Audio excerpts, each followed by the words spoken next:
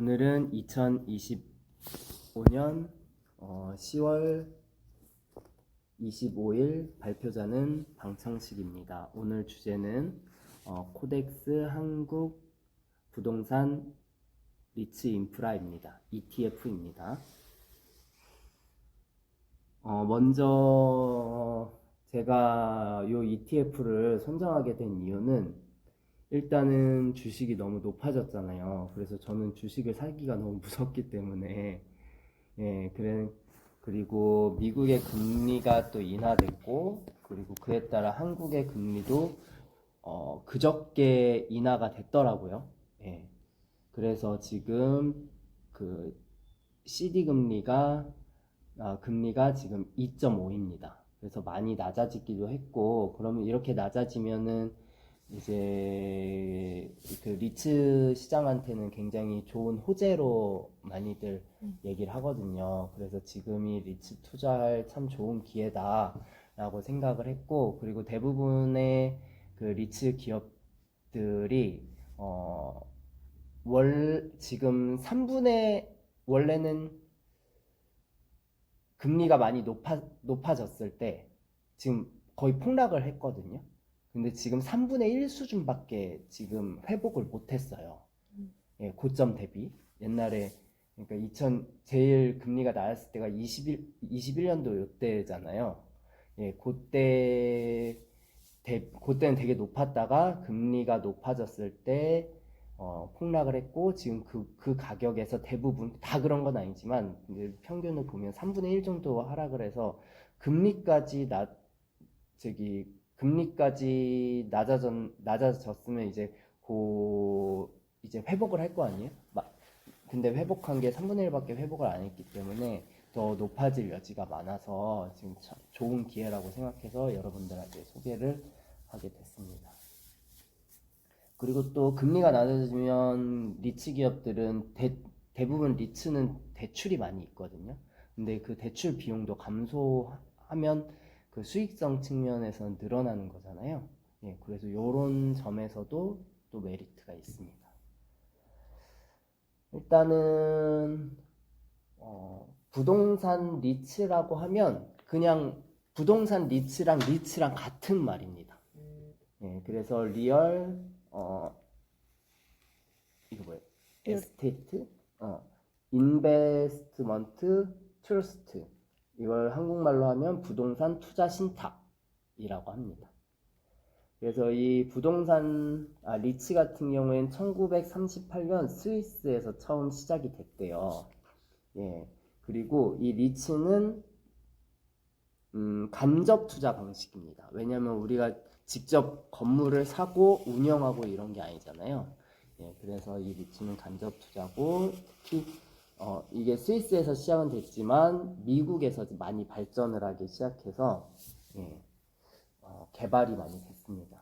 예를 들어서 리츠에는 아파트 리츠도 있고, 상가 리츠도 있고, 호텔 리츠, 주유소 리츠, 물류창고 리츠, 교도소 리츠까지 있어요. 교도소? 네. 우리나라에도 있어요? 아니요, 우리나라에는 완전 없습니다. 사설도 이것도 미국 없으니까. 얘기예요. 그치. 특히 미국에는 이 교도소 리츠도 되게 많대요. 교도소가 우리나라는 나라가 관리하지만 그 미국 같은 경우에는 그 기업에서 관리를 많이 한대요. 운영화돼서. 수익성이 나오나? 교도소는 그 나라에서 운영해 나라에서 돈을 받겠죠. 그리고 요즘에 뜨는 거는 데이터 센터 리츠. 요거는 좀 이따가 또 얘기를 할 겁니다. 우리나라의 경우에는 2001년도에 처음 리츠가 생겨났고요. 2015년에는 18조에서 지금 108조 요 정도 된다고 합니다. 10배가? 18조에서 108조니까 한 6배? 한 6배 요 정도 됐죠. 그리고 리츠는 왜 생겨나게 됐냐면, 일단은 자본금을 확충하기 위해서, 그러니까 우리가 투자를 직접 건물 큰 거를 한꺼번에 살 수는 없잖아요. 빌딩이나. 그렇기 때문에 자본금 문제로 리츠가 생겨났게 됐고, 그리고 요런 우리가 운영하는 것보다는 이 전문가를 들여와서 운영하는 게 더 저기 전문성이 있잖아요. 그렇기 때문에 투자 실패의 가능성, 그리고 관리의 어려움, 뭐 그리고 세금 문제 이런 것들 때문에 이 리츠가 생겨나게 됐습니다.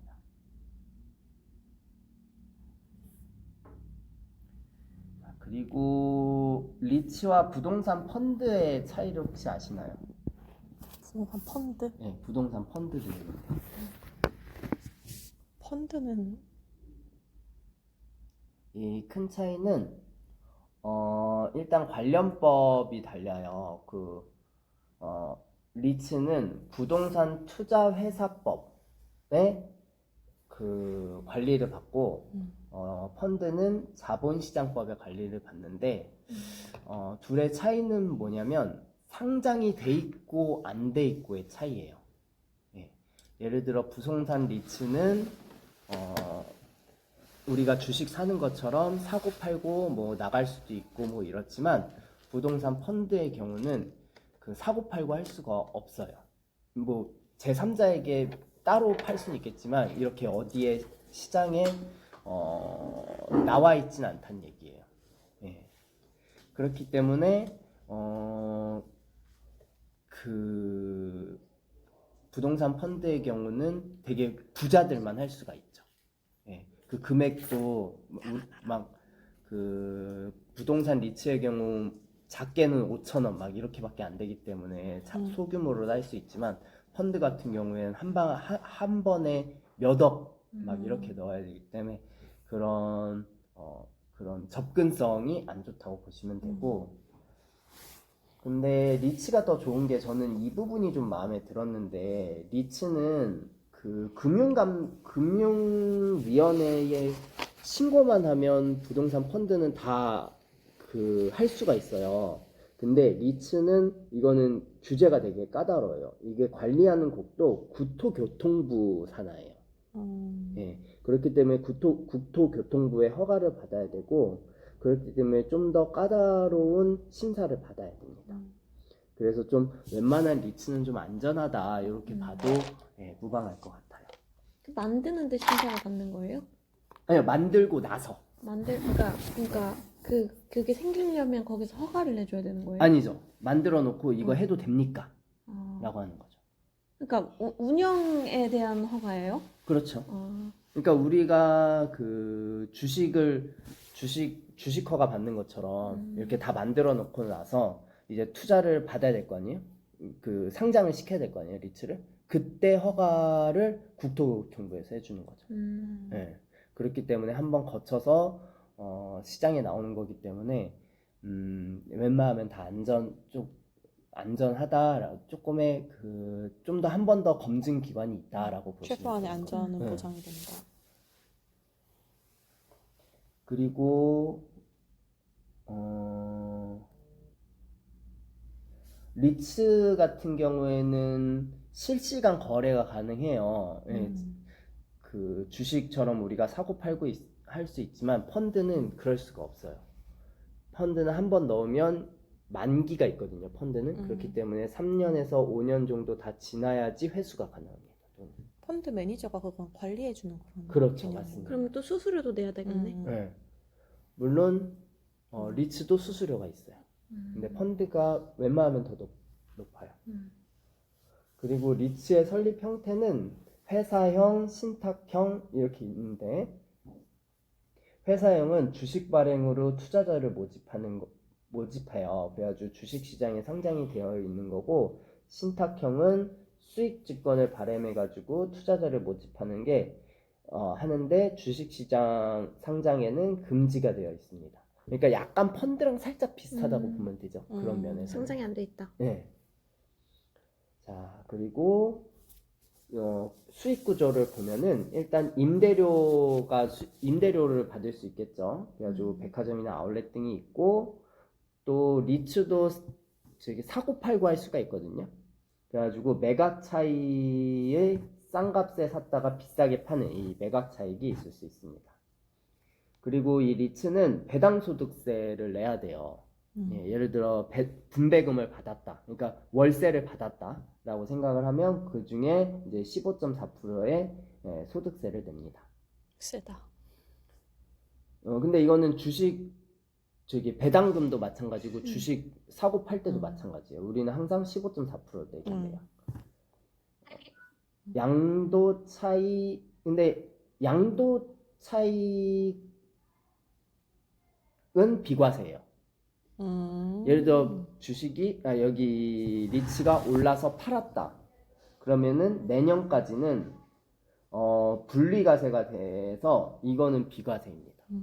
예, 차익에 대해서는. 그리고 리츠 하면은 유념하셔야 될 게 있는데 건물을 직접 사는 게 아니에요. 돈을 빌려주는 형태입니다. 예를 들어서 그 맥쿼리 인프라의 경우에 그 인천대교가 그 안에 자산이 있거든요. 근데 이 사람들이 자산을 직접 운영하는 것이 아니라 그 인천대교라는 주식회사가 또 있어요. 거기에 자금을 빌려준다고 생각을 하시면 되고 거기에서 나오는 뭐 대출금이라든지 아니면은 그런 그 월세, 그러니까 거기서는 이제 그 도로 그 톨게이트니까 그 통료. 톨비가 되겠죠. 예, 그런 것들을 받는 형태입니다. 예, 그렇기 때문에 이 사람들이 직접 운영하는 건 아니다라고 생각을 해주시면 돼요. 대부분의 리츠가 그래요. 예. 자, 그래서 이제 그 중에 이제 저희가 살펴볼 게 국내 상장하는 리츠 ETF를 좀 살펴보려고 하는데 우리나라에는 3개의 국내 상장 리츠 ETF가 있어요. 첫 번째는 타이거 리츠 부동산 인프라, 두 번째는 우리가 오늘 공부할 코덱스 한국 부동산 리츠 인프라, 세 번째는 한국 부동산 탑3 플러스. 요거의 차이는 뭐냐면 대부분 비슷해요. 근데 대부분 비슷한데 일단 타이거 리츠 부동산 타이거의 경우에는 맥쿼리 비중이 15% 낫네. 정도 돼요. 그리고 시총이 이게 제일 커요. 8,600억. 예. 그래서 이 맥쿼리의 비중이 조금 달라지는 거가 이제 코덱스와의 차이거든요. 코덱스랑 타이거와. 그리고 우리가 배울 코덱스는 보수 셋 중에 보수가 가장 낮아요. 연 0.09%. 그리고 시총은 5천억에 요거는 맥쿼리 비중이 이 코덱스 리츠의 가장 큰 특징이 맥쿼리 인프라를 되게 좋게 보거든요. 그래서 이게 23%입니다. 그리고 마지막으로 한국 부동산 탑3 플러스는 이거는 그 맥쿼리 인프라나 이런 다른 비중이 좀 낮고 이건 신한 알파 리츠가 한 19% 정도 됩니다. 예. 그래서 요거에 차이가 있다. 그래서 제가 코덱스 한국 부동산 리츠 인프라를 고르게 된 이유는 일단 보수가 가장 낮고, 예. 그리고 맥쿼리 인프라도 이 맥쿼리 인프라를 저도 좋게 보기 때문에 이걸 고르게 됐습니다. 그러면 배당률의 차이가 커요? 배당률의 차이는 그렇게 크지 않아요. 셋 다 한 9% 정도 됩니다. 근데 그러면 거래량이 타이거가 제일 높은 건가? 많은 건가? 그렇겠죠? 시총이 높으니까? 네, 시총이 높으면 거래량도 높아지지. 걔는 그러면 보수가 얼마 정도 돼요? 여기는 아마 0.01% 정도 될 거예요. 써진 않았는데 조금 더 높다고 조금 더 낮다고 0.1% 그럼? 네, 0.09보다 0.1이 높은 건가? 그렇죠. 어쨌든 그렇게 큰 차이는 없을 거예요. 보수가 그렇게 파격적으로 확 내릴 수 있는 건 아니잖아요. 대부분 마진이라는 게 비슷비슷하기 때문에. 하지만 타이거랑 코덱스랑 항상 어, 경쟁하니까. 삼성 자산운용이 조금 더 낫다. 그냥 이렇게 생각을 해주시면 될 것 같아요. 포인트는 맥쿼리를 약간 추종한 뭐라고 맞아요. 하지? 그게 그쪽에 더 오히려- 주안점을 네. 두셨군요. 그러면 코덱스는 시총이 어느 정도 돼요? 코덱스는 아까 말씀드렸는데 코덱스는 5천억 정도 되고 타이거는 8,000억? 8,600억 정도 차이가 되고 꽤 나네. 네, 그렇습니다. 자, 그리고 리츠는 분리과세가 돼요. 네. 그래서 종합소득세에 포함하지 않고 물론 이거는 종합소득세를 내시는 분에 한해서 되는 건데 그래서 분리과세를 해야 되는데 요거는 신청을 해야지 분리과세 되고 3년 이상 보유를 해야지 또 분리과세가 됩니다. 그러니까 원래는 15.4%를 내야 되는데 3년 이상 보유한 사람에 대해서 그 9.9%만 내면 돼요.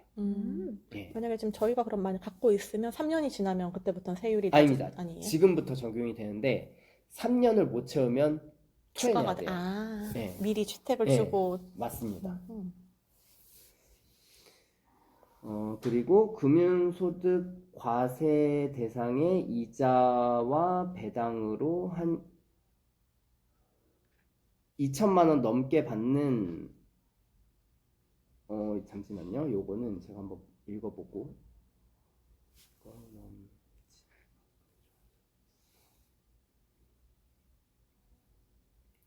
요것도 그 무제한적으로 그렇게 분리과세를 해주는 건 아니고 이 리츠로 2천만 원 이상 받는 거에 대해서는 2천만 원까지만 분리과세입니다. 예. 근데 사실은 2천만 원 받기는 쉽지 않겠죠. 예, 진짜 부자라고 봐야겠죠. 그렇기 때문에 만약에 2천만 원 넘는 거에 대해서는 종합소득세에 포함이 된다 이렇게 받으시면 되고 근데 요거 받으려면 이제 대한민국 국민이어야 되고 매수일로부터 3년간 배당소득세에 대해 9.9% 분리과세 적용해드린다 그랬고 납입한도는 5천만 원까지. 예. 잠시만요. 그러니까 이게 두 가지 적용이 둘 다 되는 건데 이 리츠 상품을 5천만 원까지만 분리과세를 해준다는 얘기예요. 예. 그리고 그 5천만 원 중에서도 아까 2천만 원 얘기는 그 이자 소득이 또 2천만 원이 넘으면 또 그거는 또 종합소득세로 들어간다는 얘기예요. 예. 그렇습니다. 그리고 요거는 내년 26년까지만 적용이 돼요. 그 이후로는 어떻게 26년까지만. 될지 모르는 예, 거예요. 그 이후에 이 분리과세 법은 26년까지만 해당이 된대요. 자, 그러면 우리가 배워야 되는 코덱스 한국 부동산 리츠 인프라 ETF에 대해서 한번 배워볼게요. 그 시총은 아까 말씀드린 대로 5천억이고 상장이 얼마 안 됐어요. 24년 3월 5일에 상장이 됐습니다. 따끈따끈한. 그러니까 작년에. 예, 그리고 배당은 매월 15일에 배당 기준일이기 때문에 배당 기준일 15일이고 만약에 사고 싶으면 저희가 2일 후에 원래 주식이 들어오는 거잖아요. 그렇기 때문에 13일에 사야지 배당을 받을 수 있다라고 생각을 하시면 돼요. 그리고 수익률은 지금 9.15%입니다. 그리고 거래량은 150만 주 정도 되고요. 그 구성 종목을 좀 살펴볼게요. 아까 말씀드렸다시피 맥쿼리 인프라가 23%, 그리고 SK 리츠가 11%, KB 바레 인프라가 10%, ESR 캔달 스퀘어 리츠가 8%, 롯데 리츠가 6% 정도 됩니다. 그러면 요 ETF가 좋은지 안 좋은지를 보려면 개별적으로 이 하나하나의 리츠가 좋은지 안 좋은지를 봐야 되잖아요. 그래서 이 리츠에 대해서 한번 살펴볼 텐데 일단 맥쿼리 인프라의 경우는 배당률이 7% 정도 되고요. 반기 배당이고 시총은 5억 정도 돼요. 이 리츠는 철도나 유료 도로나 항만, 요즘에는 데이터 센터 투자를 하고 있다고 합니다. 그렇기 때문에 요즘 그 맥쿼리 인프라가 조금 각광을 받고 있는 게 이 데이터 센터에 많이 투자를 한다고 해요. 그래서 민초쌤이 전에 발표하셨지. 예, 미래에 좋다고 얘기들 하고 있고, 인천대교라든지 천안 논산 고속도로라든지 경주 고속도로, 인천 김포 고속도로 가 있고, 이번 연도에 6천억을 투자해가지고 동부간선 도로와 하남 데이터 센터 인프라 프로젝트를 계획했다고 합니다. 예, 그래서 5천억을 유상증자했대요. 네. 주겠구나.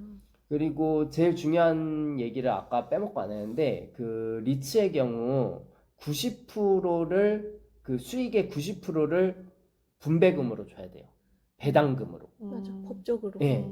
그렇기 때문에 돈을 남겨 먹을 수가 없어요. 근데 그 뭔가 그 건물을 사거나 어떤 자산을 사야지 덩치를 키우고 수익금도 늘어날 수 있을 거 아니에요. 그렇기 때문에 그 형태가 유상증자의 형태밖에 될 수가 없는 거예요.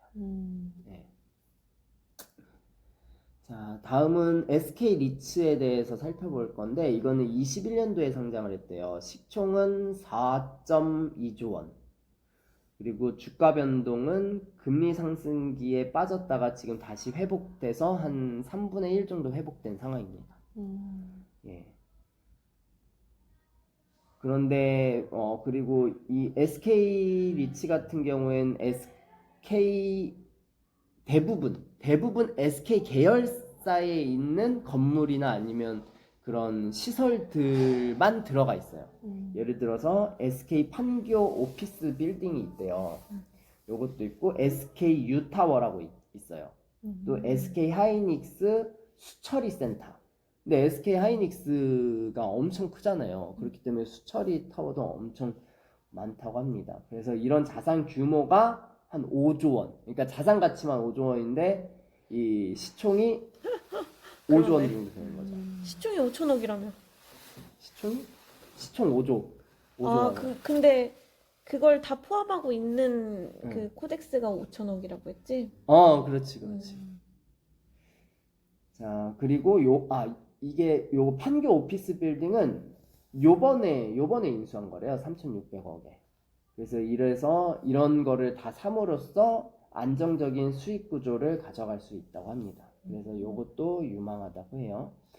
그리고 다음은 KB 발해 인프라. 배당률이 요것도 7%고 2024년 11월에 상장이 됐대요.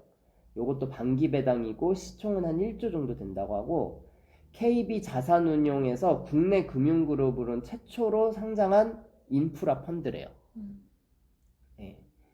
그래서 자산은 용마터널 어딘지 모르겠어요. 저도. 용마터널. 수원 외곽 순환도로, 수석 호평간 도로, 그건 모르겠다. 그리고 대구 부산 간 고속도로, 그거 유료. 산성 유료야. 터널. 요거는 부산에 있대요. 그래가지고 자산 비중이 아까 제가 요거 그 도로를 직접 사는 게 아니고 요 도로를 만드는 그 주식회사에 대출을 해주는 거라고 했잖아요. 그래가지고 그 대출 채권의 비율이 72%, 주식이 28% 정도 된다고 합니다. ES 캔달 스퀘어 아까 리츠 전혀 모르겠어. 어떤 게 모르겠어? 이거. ES 캔달. 요거 제가 설명해 네, 드릴게요. 제목만 들어서는 잘 모르겠어요. 2000년도 상장한 회사고, 되게 빨리 했다. 예. 역사는 제일 오래. 2000년도, 20년도 죄송해요. 아. 2020년도 상장이 됐고 배당률이 7%, 시총은 1조 정도 된다고 해요. 근데 청산 가치가 3조래요 지금. 예. 규모가 저 정도인데 생소한 것도 신기하다 뭔가. 국내 최대 물류센터 펀드로 물류센터라서. 50% 정도가 쿠팡 물류센터래요. 예. 물류센터에 투자하는 상품이고, 여기는 이제 프로젝트가 3개가 있어요. 그래가지고 장기간 한 10년에 이런 그 몇 년에 걸쳐서 딱 사업을 만들어서 이제 물류센터를 하나씩 하나씩 사 모으는 거죠. 그래가지고 지금 3리츠까지, 그러니까 사업을 세 번째 사업까지 지금 세 번째 사업을 하고 있어요. 첫 번째 사업은 리츠 1이라고 불리는데, 그거는 뭐 부천 저온 물류센터나 뭐 고양 물류센터, 이천 물류센터 이런 게 있었고, 요걸 이제 하나 바꿔 놓으면 또 다음 프로젝트를 하는 거예요. 그래서 두 번째 프로젝트는 김해, 안성, 이천 등 이런 또 물류센터라고. 네. 두 번째, 세 번째는 뭐 천안 물류센터가 리츠 뭐 3에 있는데, 점점 그 물류센터가 한국에 물류센터가 작은 물류센터가 많이 없는데, 작은 물류센터가 많은데 큰 물류센터가 많이 없대요. 그래가지고 요즘에는 엄청 큰 물류센터, 쿠팡이 엄청 크니까 물류센터가 엄청 커야 될 거 아니에요. 막 몇만 평 이렇게 되더라고요, 물류센터가. 네, 그래가지고 그런 큰 물류센터를 많이 사고 있다고 해요. 그리고 마지막으로는 이제 롯데리츠가 있는데, 요거는 배당률이 한 6% 정도 되고 시총이 한 1조 정도 돼요. 그래가지고 19년도에 상장을 했고 국내 1호 스폰서 리츠래요. 스폰서 리츠. 이 스폰서 리츠는 뭐냐면, 아까 SK 리츠도 스폰서 리츠인데 그 기업 거를 대상으로 저희 리츠를 진행을 하는 거예요. SK 리츠는 SK 계열에 있는 임대사업. 그리고 롯데는 롯데에 있는 계열사의 자산을 롯데가 부동산 네, 부자래. 리츠를 하는 거예요. 그럴 것 같긴 해. 그래가지고 주가 변동은 5,000원에서 맨 처음엔 6,000원이었거든요. 처음 상장할 때는. 근데 지금 4,000원이에요. 떨어졌구나. 네, 요거는 많이 떨어져 있어요. 그리고 17개의 자산이 있는데, 이제 롯데가 이제 호텔도 가지고 있고 백화점도 가지고 있고 아울렛도 가지고 있고 쇼핑센터 뭐 이런 것들 있잖아요. 그래가지고 이런 거에 대한 리츠라고 하고, 24년에는 L7 호텔 강남타워? 예, 요거 아시나요? L7. 예. 강남에. 그래가지고 요거를 인수했다고 합니다. 예. 그래가지고 요렇게 있다라고 생각을 해주시면 되고, 이제 거기 있는 자산들은 다 살펴봤고, 그래서 제가 최종적으로 일단 말씀드리고 싶은 거는, 어쨌든 요 리츠들을 다 모아놓은 것들이 금리 인하기에는 되게 좋아요. 금리 인하기에는, 왜냐면 아까 말씀드렸다시피 금리 인하가 되면 사람들이 더 높은 수익을 찾게 되고, 그러면은 그 리츠를 찾을 수밖에 없고, 두 번째는 리츠 자체도 대부분 우리가 아까 유상증자라고 얘기를 했지만, 대부분 유상증자로도 자산을 확보하지만 그걸로만 확보하진 않거든요. 대출을 많이 끼게 되는데 이 대출금도 줄어드는 거예요. 그러면은 이중으로 수혜를 받겠죠. 네. 그렇기 때문에 이 리츠한테는 금리 인하기가 너무 좋다라고 생각이 되고, 그리고 요즘 주식도 많이 올랐으니까, 그래서 저는 지금이 이 리츠 투자를 하기 적기가 아닌가라는 생각에 이렇게 가져오게 되었습니다. 그리고 저희가 개별 주식을 하지 않고 ETF를 하는 이유는, 아까 말씀드렸다시피 개별 주식보다 이 배당금이 좀 높거든요. 이거는 9%니까. 그리고 또 분기 배당이에요. 월 배당이에요. 월 배당이고 100만 원어치 사면 6,600원 정도 나오더라고요. 제가 사봤는데. 매달. 네, 매달 6,600원 정도 나옵니다. 그 세금 다 제외하고. 예. 그렇기 때문에 사실 100만 원 모으기는 어렵지만, 그래도 좀 열심히 모으면 100만 원 정도 모을 수 있잖아요, 우리가. 예. 그래가지고 100만 원으로 6,600원 얻는 그런 쏠쏠함이 또 있는 것 같고, 이렇게 해서 자산 포트폴리오 이런 것도 한번 넣으면 좋지 않을까. 왜냐면 저는 예전에 배당 높은 거 받으려고 그 리얼티 인컴 많이 했었거든요. 음. 근데 한국에는 이런 걸 찾을 수가 없었는데 그 우리나라에도 이런 게 있어서 제가 발견을 해서 이런 거 투자하니까 좋더라고요. 예. 그래서 저기 여러분들에게 소개해 드리려고 했습니다. 이상입니다. 짝짝짝짝짝. 사실 대회가 있어가지고 원래 제가 하고 싶은 사실 주제가 있었어요. 이제 녹음은 끄셔도 됩니다. 끌게요. 네.